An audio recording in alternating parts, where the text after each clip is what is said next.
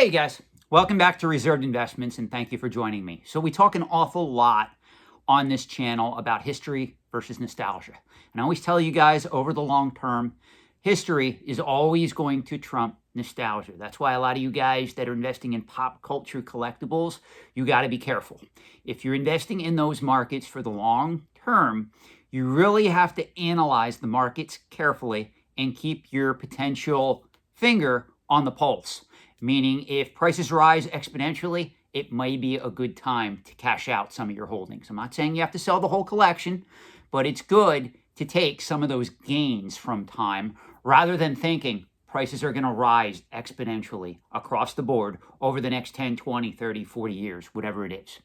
Now, when we talk about antiques are primarily, with few exceptions, history driven. They are not nostalgic driven in most cases. There are a couple of exceptions to the rule. For instance, we're going to be talking about in this video vintage and or antique advertising and advertising signs.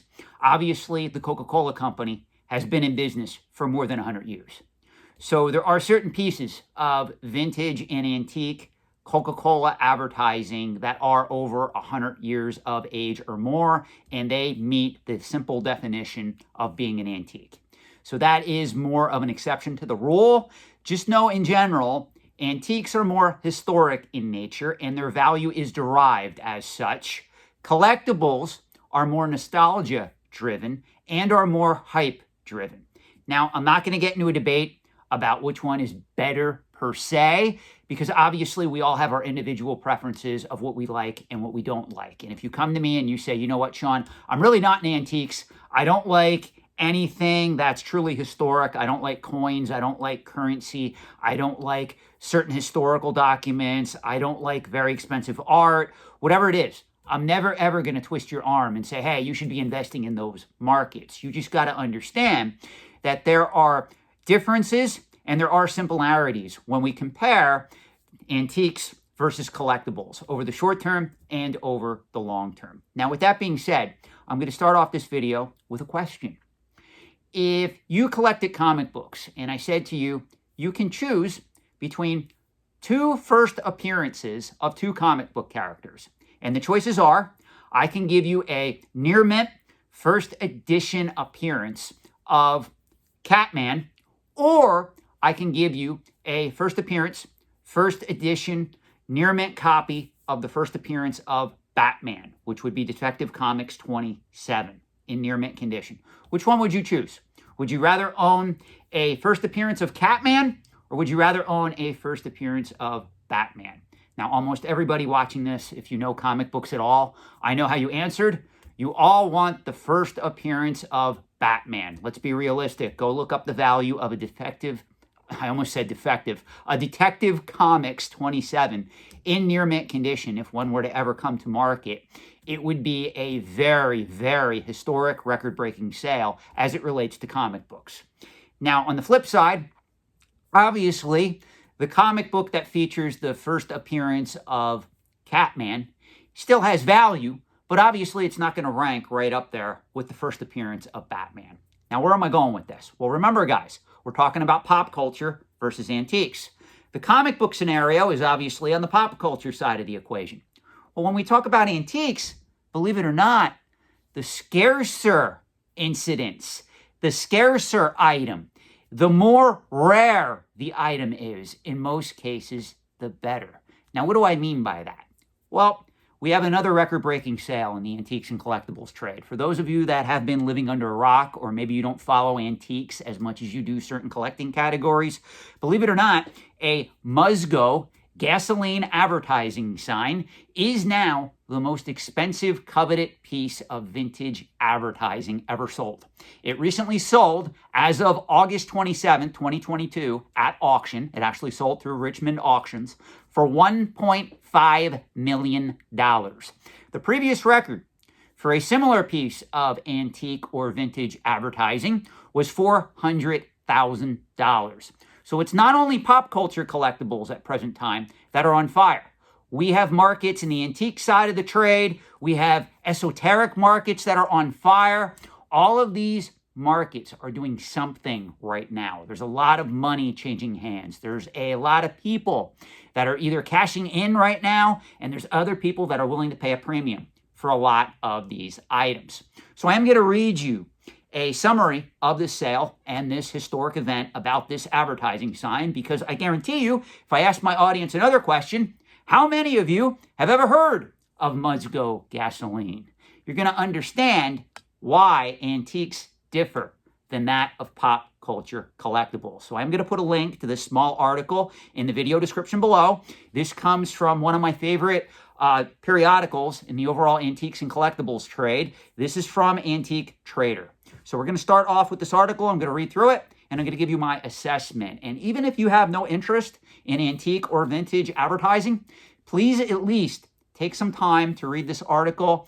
Take some time to at least watch this video. I know some of you have already switched the video off when you found out I was going in the direction of talking about vintage advertising, even though it is in the title of the video. That said, this is something that you do need exposure to if you are going to be successful in these markets. So without further ado, an incredibly rare 48-inch double-sided porcelain Musgo Gasoline sign sold for $1.5 million, setting a world record at Richmond auctions on August 27th.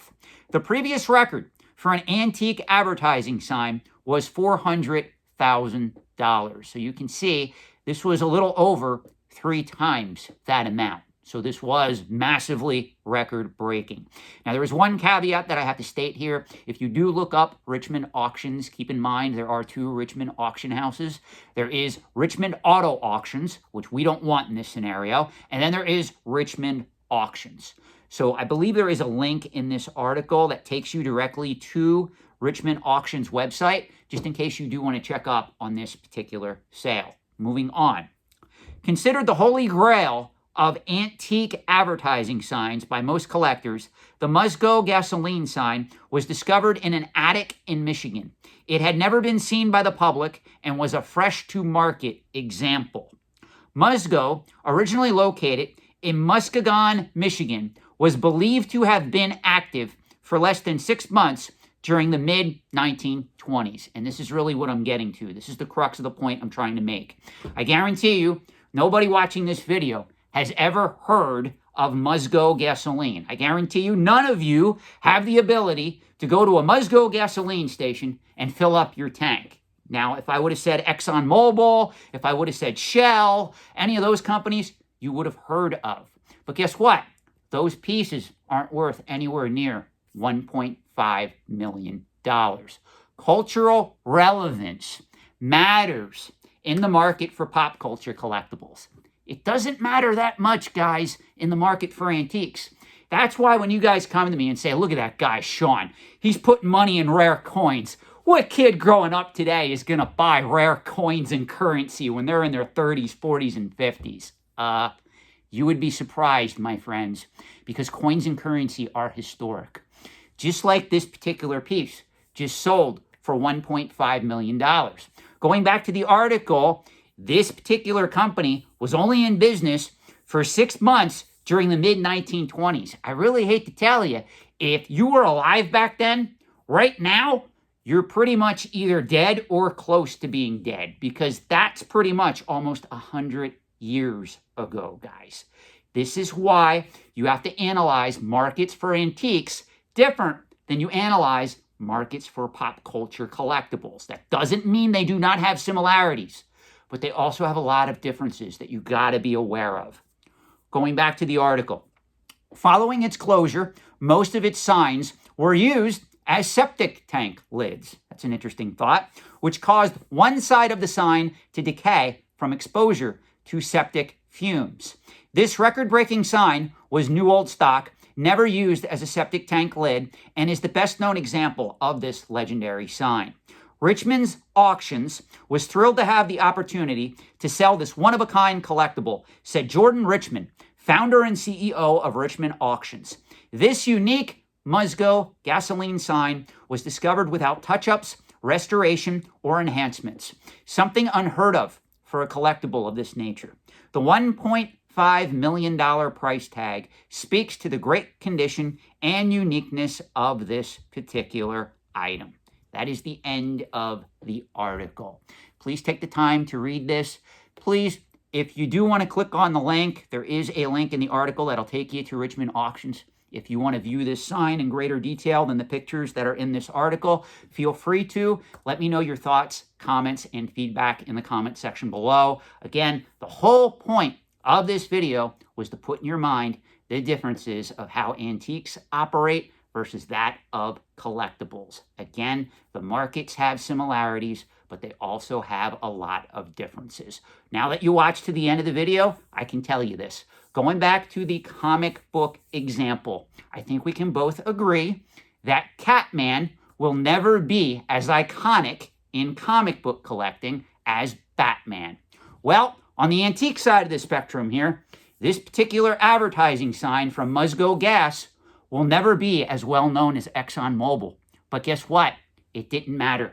Collectors paid a premium for this particular sign due to the scarcity, rarity, and condition of the piece.